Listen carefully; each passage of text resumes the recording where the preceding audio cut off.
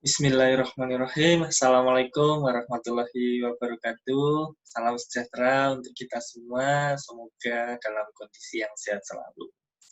Oke, di episode sebelumnya kita sudah berbagi tentang apa itu manajemen. Namun saya rasa itu yang saya bagikan masih masih hanya subbagian tertentu. Padahal manajemen itu sangatlah luas.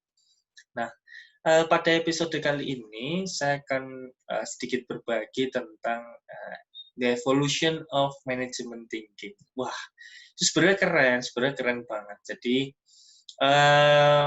pada kali ini saya tidak akan membahasnya secara detail ya, tapi saya itu lebih memberi ke pancingan-pancingan saja, memberikan atau berbagi sedikit referensi lah atau pengetahuan lah tentang manajemen thinking. Nah, sisanya silakan nih teman-teman bisa digali lebih dalam atau seperti yang sebelumnya saya sampaikan, bisa nantinya bila memiliki perbedaan pendapat atau perbedaan ide, pikiran, nah itu bisa langsung di komen atau bisa menghubungi saya melalui sosial media yang saya miliki. Lewat apapun bisa, saya selalu open sehingga nantinya terjadi diskusi yang baik, terjadi komunikasi yang baik. Nah, nantinya kita sama-sama belajar, sama-sama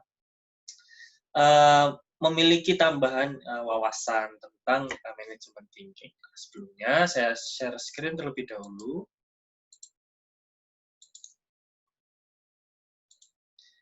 Nah, evolusi manajemen thinking ya, atau evolusi dalam pemikiran manajemen. Beberapa pendekatan baru untuk memahami tentang manajemen. Di sini sedikit dijelaskan di bukunya, ini ada di bagian bawah. Jadi suksesnya seseorang di bidang manajemen itu bagaimana mereka belajar supaya menjadi pemimpin yang baik, terus bagaimana seseorang itu menambah atau mengasah skillnya itu untuk memulai perubahan, berani untuk memulai perubahan, terus berpartisipasi dan mau turut serta membangun organisasi dengan lebih sedikit manajer, dengan lebih sedikit hierarki yang bisa berubah dengan cepat.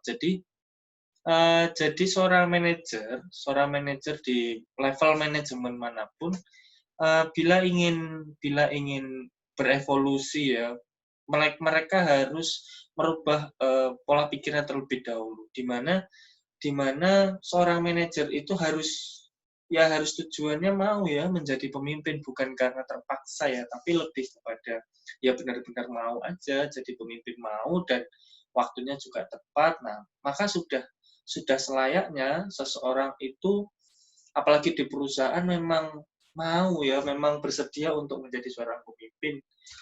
Nah, ketika nanti sudah menjadi seorang pemimpin, ya sudah selayaknya juga bahwa seorang pemimpin itu berani untuk memulai perubahan. Jadi kalau teman-teman punya pikirannya, besok aku kalau jadi pimpinan di perusahaan, ya udahlah, pokoknya itu target, aku nggak mau ngapa-ngapain. Nah, itu keliru. Padahal teman-teman itu perlu untuk berani memulai perubahan juga. Jadi, namanya seorang pemimpin, makanya kayak misalnya ganti pemimpin, ganti kebijakan. Karena seorang pemimpin itu mereka mengambil keputusan untuk memulai perubahan, dan itu wajar ya dilakukan. Jadi, maka dari itu, sangat penting bagi teman-teman untuk berani dan bersedia menjadi pemimpin lalu melakukan perubahan. Itu sangat penting ya bagi perkembangan atau kemajuan perusahaan. Karena bila selalu stagnan, berada di zona nyaman terus-terusan, nah itu nanti akan berdampak juga pada follower atau anggotanya. Nah, nanti mereka malah bahasanya kinerjanya semakin menurun, stagnan tapi cenderung menurun daripada stagnan naik bila terjadi perubahan. Itu juga salah satu kunci pemimpin itu diakui ya, pimpinan itu diakui kemampuannya dalam mengorganisir perusahaan.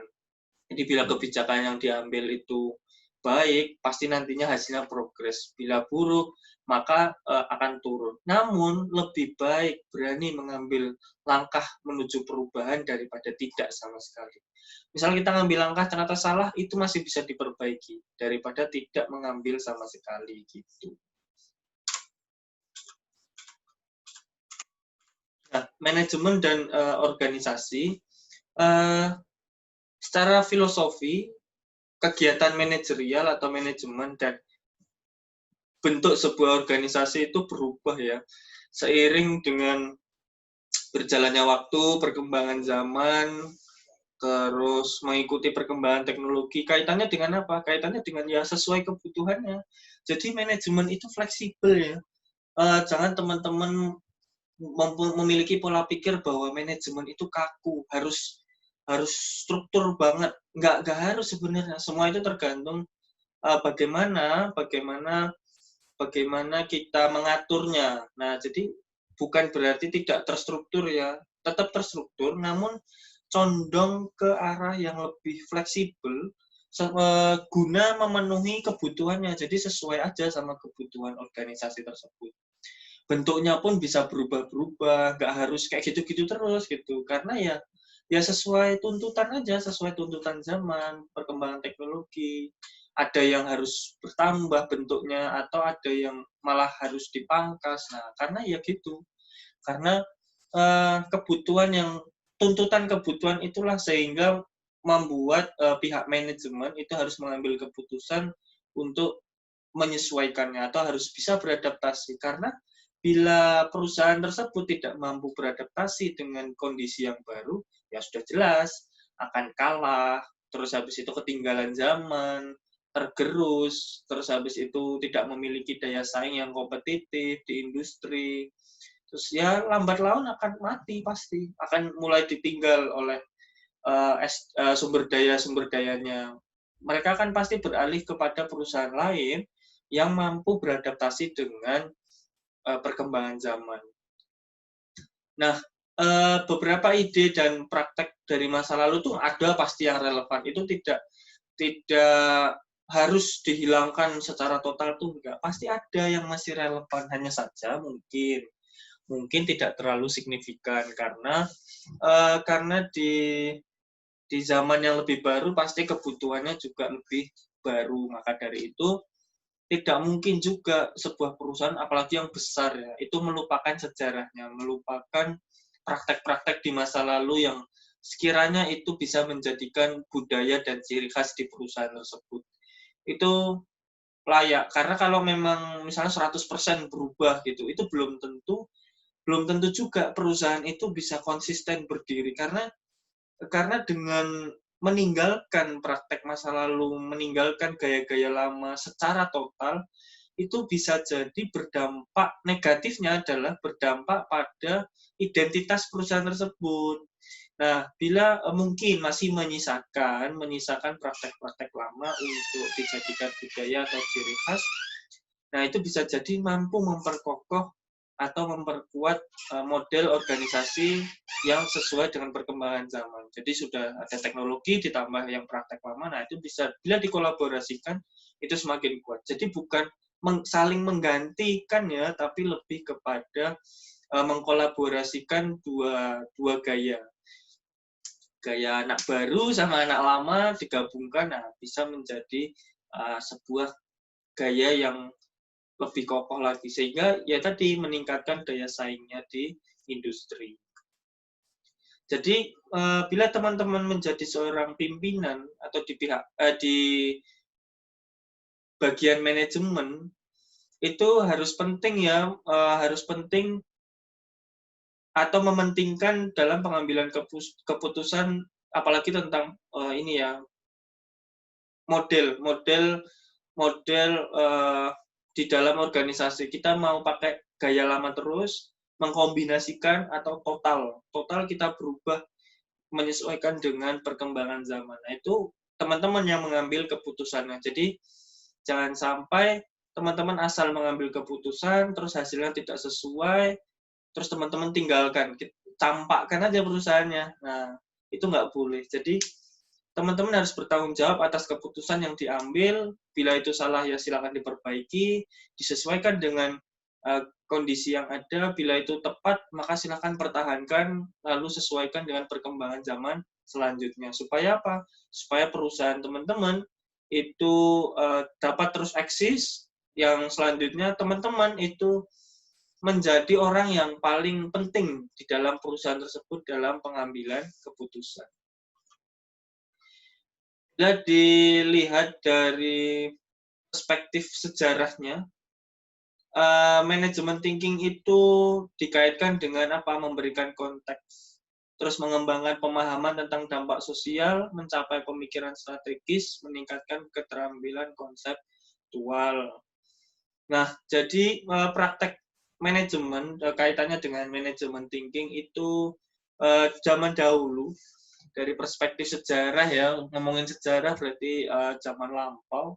Jadi ini kaitannya dengan bagaimana seorang manajer itu atau pimpinan itu bila mengambil sebuah keputusan itu pemikirannya udah dari konsepnya seperti ini hingga kepada dampaknya nanti kayak gimana gitu. Jadi memang sudah apa ya bahasanya, dari dulu itu sudah memang orang-orang manajemen itu memang dilatih, memang harus punya itu pola pikir yang seperti itu. Jadi ketika mengambil keputusan ya bukan cuek sama hasilnya, tapi sangat memikirkan dampaknya. Jadi ketika teman-teman punya sebuah konsep, punya sebuah ide, maka teman-teman itu harus memikirkan strategi dan dampaknya nanti bila itu diambil menjadi sebuah keputusan. Maka sangat penting ya adanya kekuatan sosial, politik, dan ekonomi. Nah, minimal 3 lah teman-teman memperhatikan itu. Belum nanti bila di zaman sekarang berarti mempertimbangkan teknologi juga. Nah, kalau zaman sekarang kan teknologi nggak ini, bahasanya belum terlalu. Maka zaman sekarang berarti teman-teman ini bila nantinya jadi pimpinan memiliki pola pikir ini ya panjang. Pola pikirnya mulai dari konsep hingga kepada dampak sosial. Nah, itu kaitannya dengan adanya teknologi juga. Bagaimana teman-teman memanfaatkan teknologi untuk membantu keputusan yang teman-teman ambil, itu supaya strateginya masuk, dampak sosialnya juga malah positif, nggak negatif, nggak ada negatif, meminimalisir dampak sosial yang negatif. Nah, itu teman-teman nantinya bila menjadi seorang manajer itu sangat dituntut memiliki karakteristik yang seperti inilah misalnya. Nah, beberapa tadi ya kekuatan yang mempengaruhi organisasi dan manajemen, ada 3 tadi. Di sini sedikit dijelaskan ya, bisa teman-teman baca, karena secara umum memang seperti itu ya, bila kekuatan sosial ya nilai-nilai yang misalnya teman-teman ngambil keputusan, apa nilai utama dari keputusan tersebut? Apakah memiliki nilai yang positif atau malah memunculkan nilai yang negatif? Nah, jadi teman-teman dalam mengambil keputusan sangat penting ya, sangat penting untuk menimbulkan sebuah nilai yang akan dirasakan oleh lingkungan perusahaan. Terus sesuai kebutuhan jelas, apakah kebijakan yang teman-teman ambil itu sesuai dengan kebutuhan di sosial atau di lingkungan perusahaan. Bila tidak sesuai, pasti akan menimbulkan dampak yang negatif. Maka dari itu tadi seperti yang saya sampaikan bahwa ketika nantinya teman-teman menjadi seorang pemimpin dalam mengambil sebuah keputusan, itu tidak hanya berbicara konsep dan kinerja, tapi berbicara konsep hingga ke dampak sosial yang akan terjadi. Kira-kira nantinya lingkungan perusahaan itu memberikan respon yang positif atau yang negatif. Dan bila negatif, bagaimana memperbaikinya? Itu adalah salah satu tugas dari seorang pimpinan untuk memikirkan hal tersebut.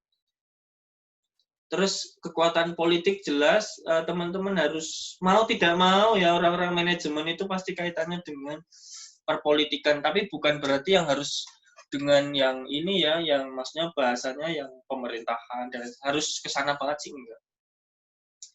Jadi teman-teman, perpolitikan ini bagaimana teman-teman memiliki kemampuan manajerial dalam bahasanya apa ya, dalam berhubungan dengan orang-orang hukum, Terus habis itu bagaimana teman-teman berkaitan dengan instansi pemerintahan, sehingga perusahaan teman-teman, baik nanti teman-teman di BUMN ataupun di swasta, teman-teman ketika mengambil sebuah kebijakan itu tidak melenceng dari hukum dan apa ya bahasanya tidak bertentangan dengan kebijakan yang diambil oleh pemerintah juga. Jadi teman-teman selalu berada di posisi yang aman sesuai dengan rule jalurnya.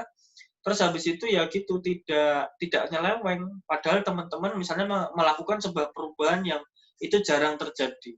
Namun bila teman-teman memiliki kemampuan manajerial yang mampu mengorganisir di bagian hukum dan pemerintahan, pasti tetap aman-aman saja. Maka dari itu sangat penting ya meningkatkan kemampuan manajerial yang baik. Baik itu nanti kemampuan manajerial di operasional di dalam perusahaan maupun hingga ke luar. Nah, kalau kekuatan ekonomi jelas ya ini sangat mempengaruhi kekuatan dari organisasi dan manajemennya. Itu pasti. Misal di sini ketersediaan, produksi, terus distribusi sumber daya masyarakat juga. Nah, itu sudah jelas kalau kondisi ekonomi. Teman-teman bisa menggambarkannya seperti apapun itu boleh. Jadi silakan teman-teman mengekspresikan persepsinya tentang kekuatan-kekuatan yang mempengaruhi kemajuan organisasi dan manajemennya. Karena memang ya nggak bisa dipungkiri bahwa kekuatan-kekuatan ini ya yang mempengaruhi. Nah, belum nanti adanya kekuatan teknologi di mana pemanfaatan teknologi yang semakin canggih itu mempengaruhi bagaimana pihak manajemen mengambil sebuah keputusan. Jadi semakin mudah, semakin cepat dalam mencari data yang dibutuhkan. Jadi nggak perlu waktu yang lama ya. Jadi cepat. Terus habis itu bisa juga mengambil keputusan yang cepat di dalam waktu dan tempo yang cepat juga. Jadi dengan adanya teknologi, pihak-pihak manajemen itu mampu ya merencanakan sebuah perusahaan berdiri hingga kapan nih mau bubar. Padahal dengan hanya bantuan perkembangan di bidang teknologi, itu perusahaan sudah tahu. Nanti teman-teman sebagai manajemen di bagian puncak itu nanti tahu bahwa perusahaan ini, misal kompetitor kita nih, dia tuh nanti kita prediksi pada tahun sekian akan turun. Nah, kita yang naik. Bagaimana caranya supaya kita naik di tahun itu? Nah, misalnya kayak gitu. Itu dengan adanya bantuan teknologi semakin mudah ya dalam mengambil keputusan. Karena teknologi membantu kita memperoleh data yang semakin valid ya, yang sekiranya kevalitannya itu mendekati 100%. Jadi penting bagi teman-teman, apalagi ini ya, misal teman-teman menyukai ilmu manajemen, sangat penting bagi teman-teman untuk semakin mengasah kemampuan diri, minimal tadi ya bersosial, minimal mengambil sebuah keputusan untuk diri sendiri misalnya. Nah, baru nantinya berkembang kepada keputusan kelompok. Nah, ini perspektif manajemen seiring perkembangan waktu. Dulu klasik, terus menjadi humanistic perspektif. Nah, silakan teman-teman temukan penjelasan dari model ini. Nah, silakan nanti teman-teman gali nih. Sebenarnya teman-teman ini benar nggak? Seseorang dengan pola pikir manajemen yang sudah di era baru, apakah teman-teman masih bertahan di era yang lama atau sudah beradaptasi di era yang baru? Jangan-jangan teman-teman memang stagnan aja di era yang lama. Jadi, wih, ini ternyata sesuai ya kayak gayaku. Nah, berarti teman-teman masih di era yang lama misal.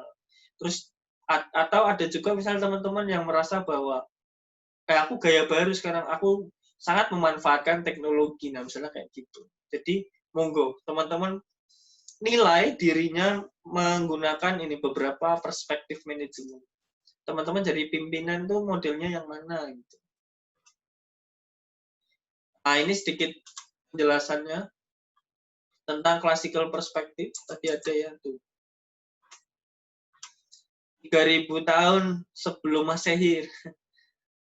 Before century, habis itu before century.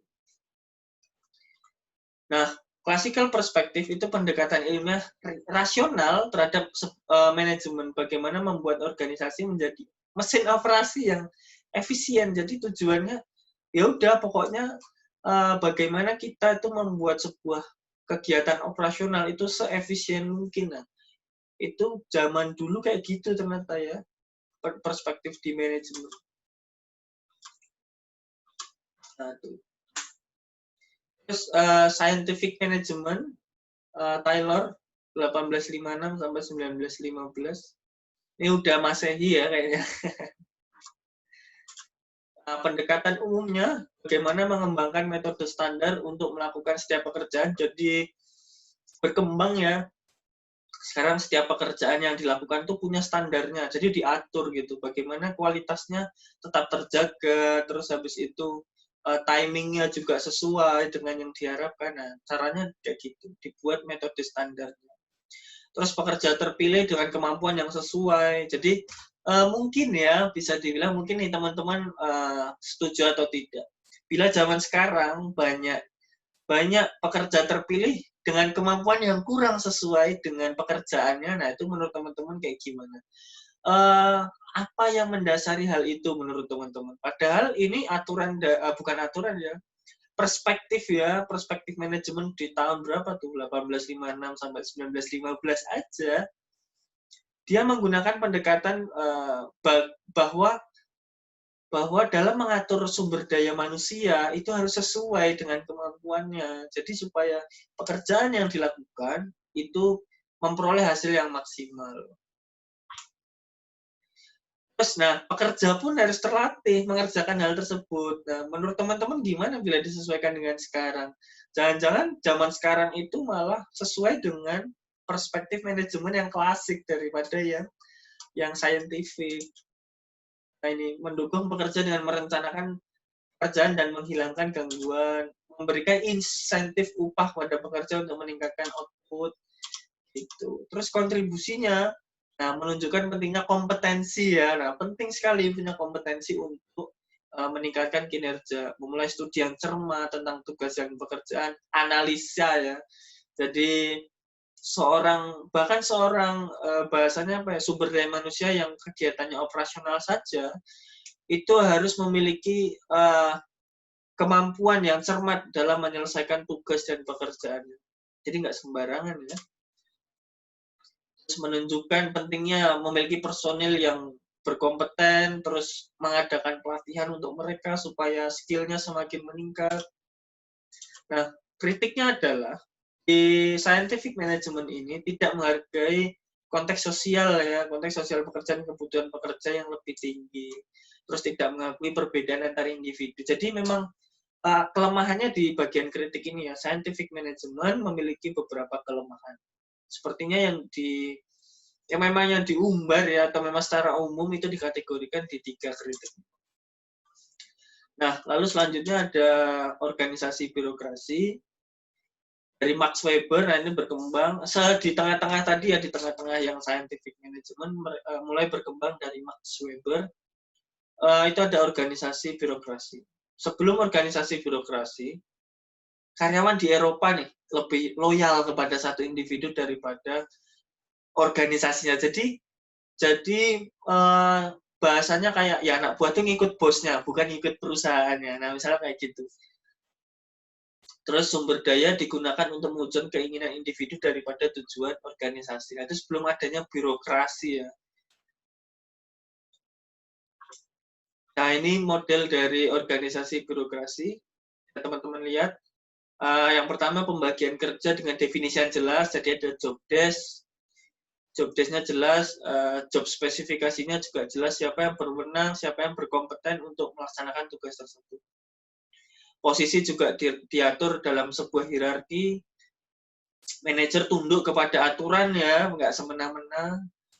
Dan prosedur yang akan memastikan perilaku yang dapat diprediksi dan dapat diandalkan. Jadi bila maksudnya adalah bila perilaku manajer itu tidak sesuai dengan prosedur atau aturan yang ada di perusahaan, nah kita bisa mempunish manajer. Jadi manajer nggak bisa sesuka hati juga. Terus manajemen terpisah dari kepemilikan organisasi. Nah, Mungkin bedanya sebelum dari organisasi birokrasi ini ya campur aja pokoknya. Terus tindakan dan keputusan administratif dicatat secara tertulis, personil dipilih dan dipromosikan berdasarkan kualifikasi teknis. Jadi lebih berkembang lagi ya daripada yang scientific management tadi. Nah, di sini ada prinsip administrasi. Nah, ini kontributornya. Fokusnya adalah terhadap organisasi daripada individu, menggambarkan fungsi manajemen dari perencanaan hingga pengendalian.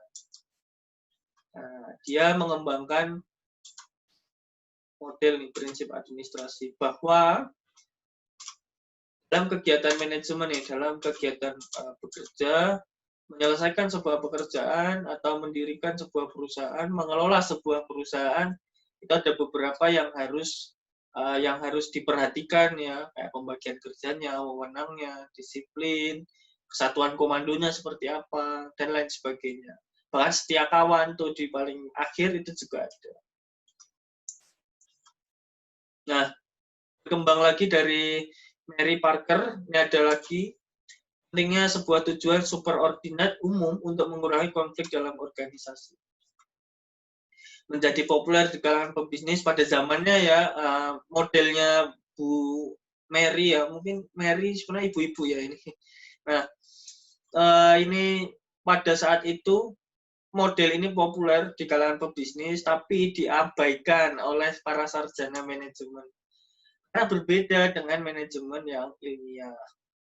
Muncul kembali sebagaimana dapat diterapkan dalam menghadapi perubahan cepat di lingkungan global. Terus habis itu, nah ini, kepemimpinan. Pentingnya orang versus engineering teknik atau skill.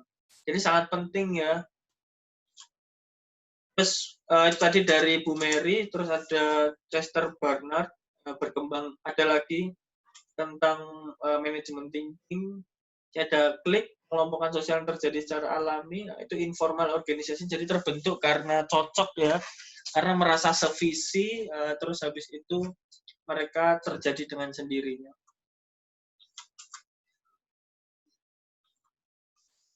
Terus perspektif humanistik tadi ya, yang di atasnya klasik tadi ada perspektif humanistik atau humanistik perspektif.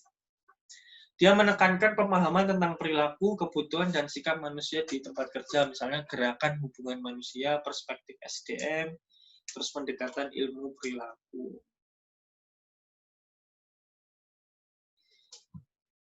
Nah, bila di bagian yang ini, tadi yang ini ya, gerakan hubungan manusia ini ya, dia mengutamakan kepuasan kebutuhan dasar karyawan sebagai kunci peningkatan produktivitas. Jadi perusahaan itu atau pihak manajemen, dia sangat mengutamakan kepuasan dari para karyawannya. Jadi bila memberikan pekerjaan, mereka merasa bahwa timbal baliknya itu harus memberikan kepuasan kepada karyawan juga. Sehingga nantinya produktivitasnya naik.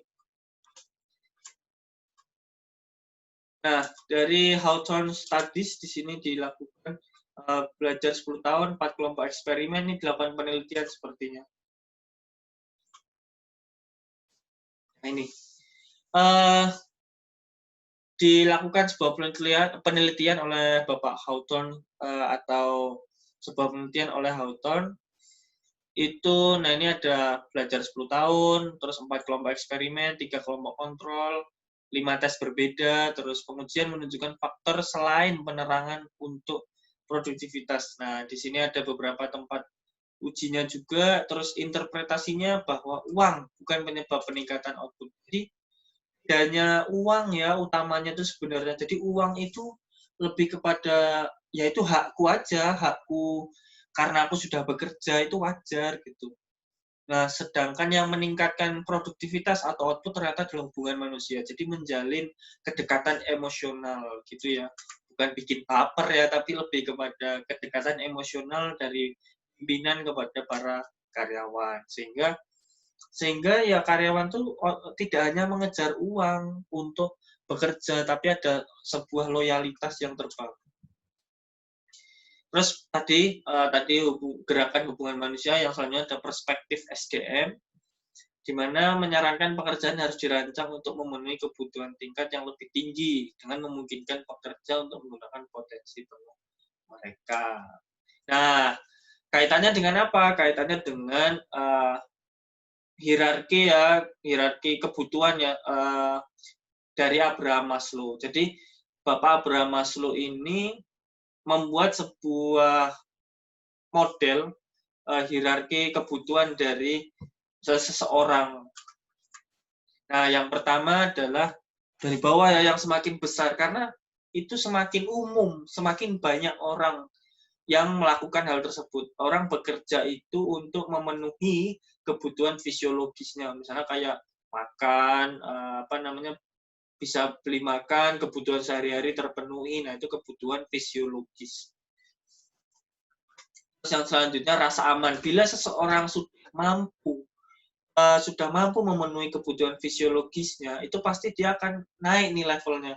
Naik levelnya ke kebutuhan keamanan, contohnya kepemilikan asuransi, terus kepemilikan hunian, nah misalnya kayak gitu. Jadi semakin seseorang itu memiliki taraf hidup yang meningkat, maka kebutuhannya juga akan semakin meningkat dan berbeda. Dulu bekerja untuk memenuhi kebutuhan sehari-hari, terus setelah cukup berkembang, wah aku kalau udah bisa, maksudnya sudah bisa memenuhi kebutuhan sehari-hari, aku perlu tempat tinggal, aku butuh rasa aman, nah, misalnya kayak gitu. Terus setelah bisa memenuhi kebutuhan sehari-hari, fisiologis dan rasa aman, maka yang dibutuhkan selanjutnya adalah kebutuhan sosial, di mana seseorang ketika bekerja ini tidak lagi memikirkan diri sendiri, namun meningkatkan kebutuhan sosialnya. Jadi kayak memiliki lebih banyak partner, lebih banyak kelompok, join dengan berbagai macam kriteria orang, karakteristik orang, sehingga semakin berkembang kebutuhannya, tidak lagi yang berkaitan dengan diri sendiri. Nah, atau bisa jadi di sosial ini memiliki tumbuh rasa cinta bukan antar orang ya, tapi lebih kepada antar kelompok gitu, menimbulkan rasa nyaman dalam bekerja. Jadi tadi seperti saya bilang, memperbanyak partner-partner dalam bekerja. Jadi misal teman-teman misalnya sekarang misalnya kalau udah kerja atau udah usaha itu sampai mana dulu, ternyata baru bisa memenuhi kebutuhan sehari-hari misal, ya nggak apa-apa, wajar, berarti masih di fisiologis, masih yang amit-amitnya adalah paling rendah. Nah, ada juga mungkin yang sudah bisa beli kendaraan sendiri, beli asuransi, beli rumah, atau misalnya, nah itu berarti sudah berkembang ya. Atau ada lagi yang sudah memikirkan kehidupan sosialnya, menambah mitra, menambah jaringan, terus habis itu apalagi menambah rekan di sosial media atau teman, follower, dan lain sebagainya. Berarti sudah semakin meningkat. Selanjutnya penghargaan diri sebenarnya itu. Jadi di level yang keempat, maka semakin sedikit lagi orang-orang yang sudah mencapai itu, di mana teman-teman ketika melakukan sesuatu itu sudah selayaknya diakui oleh orang. Jadi kayak apapun yang teman-teman lakukan, itu teman-teman tuh berada pada level, wah keren banget karyamu. Nah misalnya kayak gitu. Jadi ada penghargaan terhadap diri kita setelah melakukan sesuatu gitu. Nah, nanti baru pada akhirnya ada aktualisasi diri. Sebenarnya kita tuh mau jadi pribadi yang seperti apa, atau kita tuh mau menjadi seorang pimpinan yang seperti apa. Nah, misalnya teman-teman sebenarnya mau punya mobil banyak gitu, atau rumah banyak gitu. Itu sudah masuknya dalam aktualisasi diri ya, bukan lagi kebutuhan rasa aman ya, tapi lebih kepada aktualisasi diri, di mana pencapaianku di masa muda, aku pengen punya rumah yang banyak supaya nantinya di masa mendatang aku tidak susah lagi bila ingin mewariskan kepada anak-anak. Terus habis itu atau di mana teman-teman misalnya beli mobil itu nggak perlu yang kursinya banyak sampai ke belakang, misal cuma 2 gitu. Karena butuh bahwa merasa bila ingin keluar hanya dengan pasangan itu cukup yang 2 kursi saja. Nah, misalnya kayak gitu itu udah pada levelnya aktualisasi diri. Jadi mau pengen jadi yang kayak gimana sih? Nah, misalnya kayak gitu.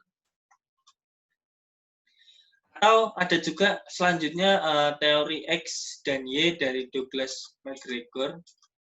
Nah, ini.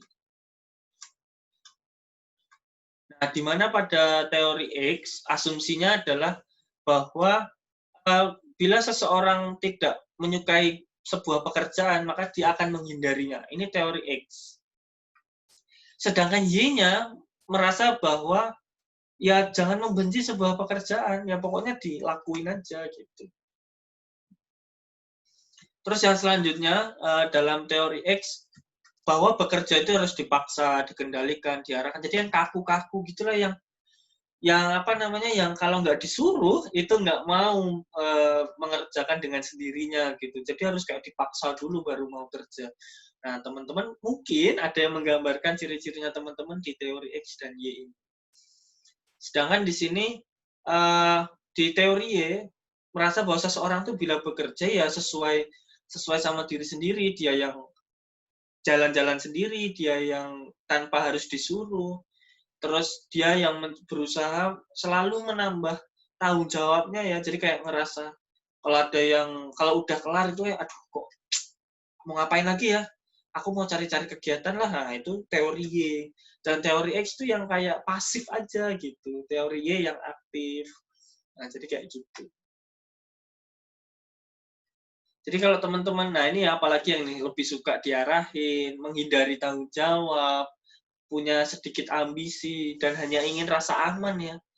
Itu kayak, ya gimana ya, itu berarti teman-teman ada di bahasannya kalau di sini tuh ya sisi X yang lebih ke pasif gitu, sedangkan yang Y itu lebih yang ke aktif-aktif gitu. Nah, sedangkan teman-teman mungkin uh, bisa memutuskan dirinya itu ada di asumsi yang X atau yang Y. Atau ada beberapa perusahaan yang masih menggunakan teori X karena itu masih efektif ternyata. Banyak juga orang yang memiliki kriteria yang asumsi X tadi. Tapi juga banyak perusahaan yang memulai untuk gaya Y. Jadi benar-benar kayak berusaha meningkatkan kreativitas para karyawannya gitu. Jadi nggak yang harus di apa namanya diancam terus ditekan, nggak harus. Saya itu ada. Ya teman-teman tahu lah contohnya di mana saja yang masih pakai teori X dan teori Y. Terus pendekatan ilmu perilaku, di mana menerapkan ilmu sosial dalam konteks organisasi, menarik dari ilmu ekonomi, psikologi, sosiologi, dan antropologi. Jadi sangat penting ya, sangat penting dalam kegiatan manajemen itu menggabungkan beberapa ilmu karena yang dipahami itu manusia ya, bukan hanya barang atau benda mati, tapi hingga kepada benda hidup. Jadi sangat penting memperhatikan beberapa ilmu untuk diterapkan dalam kegiatan manajerial. Nah, perspektif ilmu manajemen itu muncul setelah Perang Dunia II. Alhamdulillah sampai sekarang tidak terjadi Perang Dunia III ya. Nah, di sini mengadopsi beberapa ilmu seperti matematika terapan, statistik, teknik kuantitatif untuk menyelesaikan kegiatan manajerial. Contohnya riset operasi, manajemen operasional, terus teknologi informasi.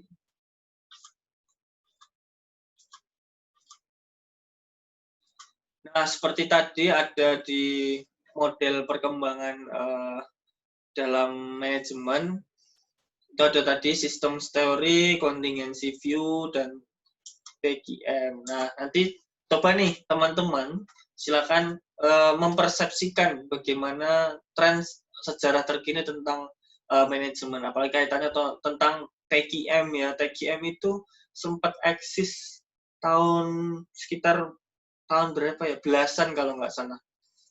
Atau sudah ada sebelum 2010. Saya range-nya itu kayaknya antara 2000-an kayaknya.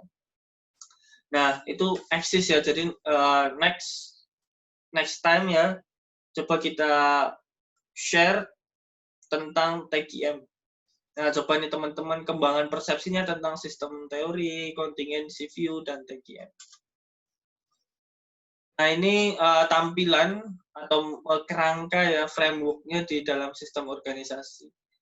Ada input, terus habis itu transformation process, dan output. Jadi ya pasti modelnya kayak gitu ya. Nanti setelah dari output, itu memberikan feedback supaya menjadi input lagi. Jadi setelah ada input ya, input masuk ke dalam transformation process itu di mana macam-macam ya bentuknya. Bila itu kegiatan produksi, maka ya itu kegiatan produksi. Untuk kegiatan produksi, outputnya pasti ya hasil produksi. Nah, di sini ada macam-macam, ada information, ada bahan baku, ada human resource, ada financial resource.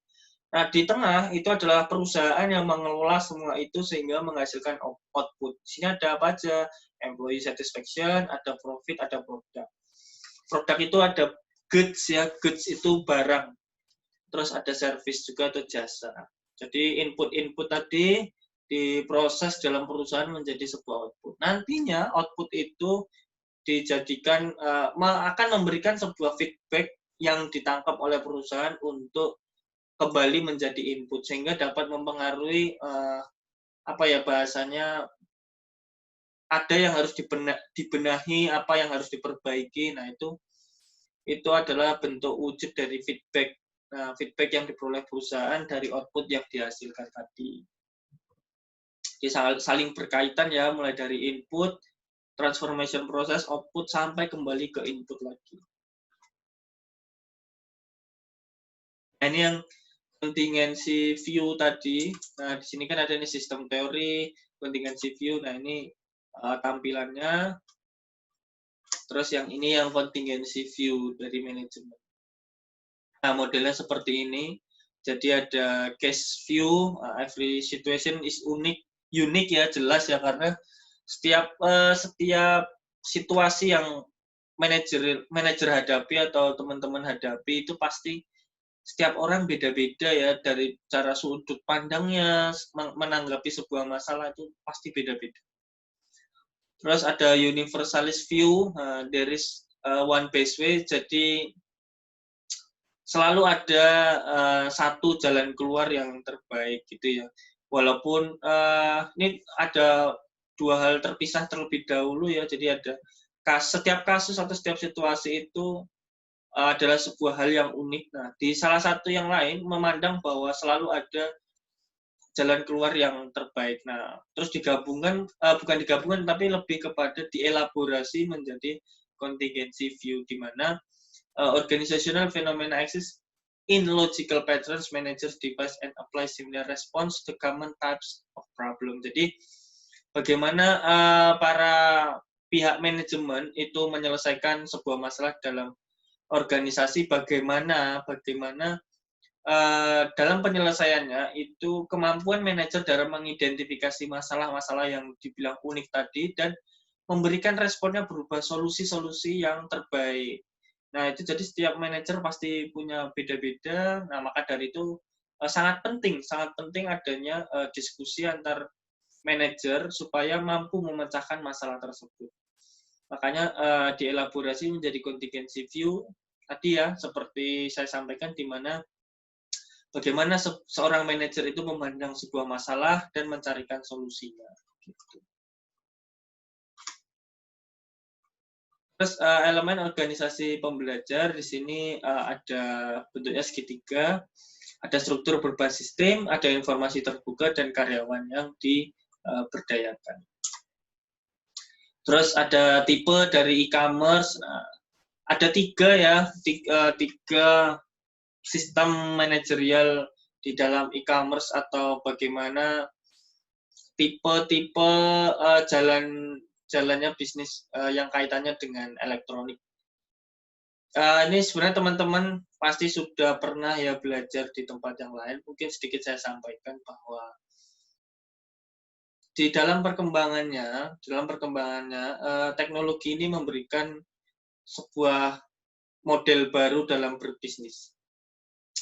Sebenarnya mungkin di konvensional itu mirip-mirip ya, tapi dikembangkan di dalam teknologi. Di mana di sini ada yang paling umum ya, business to customer, di mana perusahaan itu membuat produk baik itu barang atau jasa yang ditawarkan kepada konsumen akhir ya, atau yang langsung digunakan gitu. Nah, itu namanya business to consumer.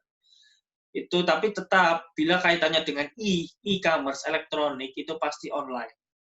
Yang kedua, consumer to consumer. Apa artinya? Artinya adalah konsumen itu membeli, terus habis itu dia merasa ingin menjual kembali ke konsumen lain. Nah, itu namanya consumer to consumer. Jadi sudah tidak ada kaitannya dengan perusahaan. Jadi itu udah hubungannya tinggal konsumer ke konsumer lainnya. Misalnya kita beli mobil nih, dulunya kita beli mobil dari perusahaan gitu kan, dari dealer. Sudah kita pakai, sudah lama, nah terus kita jual online, tapi pasti online ya, kita jual ke konsumen lain, tapi melalui online. Nah, itu consumer to consumer.